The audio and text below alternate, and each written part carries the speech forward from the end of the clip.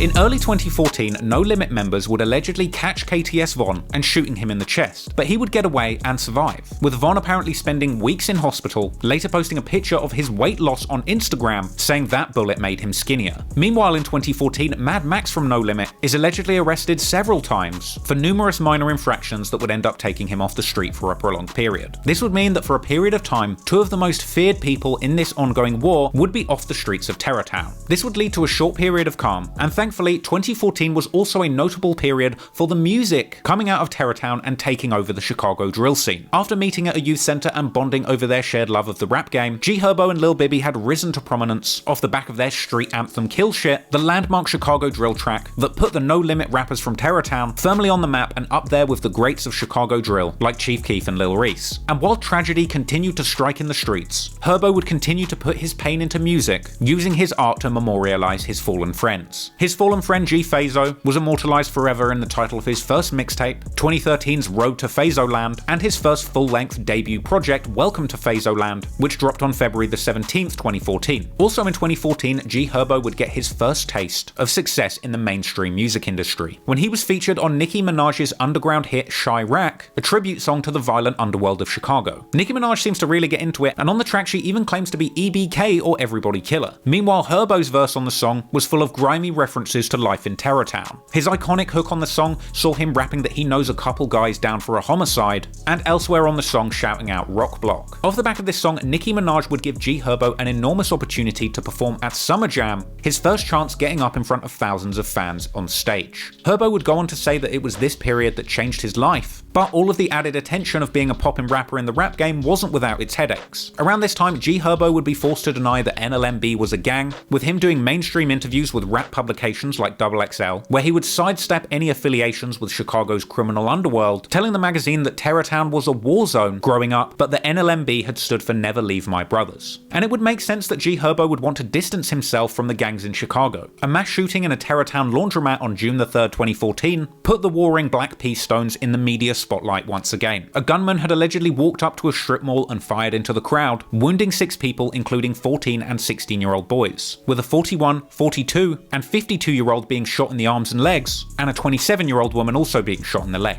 Hell, this shooting was so bad a woman even injured her toe just trying to run away. The police at the time explained that they knew that this was a war between factions of the Gangster Disciples and the Black P Stones, describing this rivalry as one of the most violent in the city. Now, there wasn't any evidence linking these incidents to G Herbo or No Limit, but it's natural that his affiliations would come back to haunt him as he made a name for himself in the legitimate music industry. In fact, it seemed as if Lil Bibby had also realized that in order to make a legitimate name in the music industry, one's old gang affiliations might just become a liability. And following the success of Kill Shit, Lil Bibby's rap career flourished too. Story goes is that when Bibby was still in the streets, he was much more concerned with making money than killing ops. And this mentality seemed to translate into his music as well. His 3-installment mixtape series Free Crack alluded to themes of drug dealing and hustling that has been one of the most famous tropes of popular rappers in rap history. And Lil Bibby had an exceptional run in the rap game. And off the back of that, he eventually realized that there was much more money to be made in the boardroom than in the booth, with Bibby eventually setting his sights on bringing through the next generation of successful musicians from his city, with Bibby famously discovering Chicago rapper-singer Juice WRLD and signing him to his label in 2017. But that would be a few years away at this point. But still, it's believed that around this time, Lil Bibby was already distancing himself of the street ties from his past. And apparently this even ruffled a few feathers, because in June 2014, G Herbo would drop his song Just Bars, which features a lyric where Herb says that he will never leave his brothers, but someone else got on and forgot their homies, with Cairo from No Limit revealing many years later that Herbo was sneak dissing Bibby with this lyric, saying that Herbo was mad that Bibby left the gang behind after getting his record deal. Bibby got signed first. Oh, he got in his feelings about some shit. He branched off on the guys. So now it's just Herb left, you know?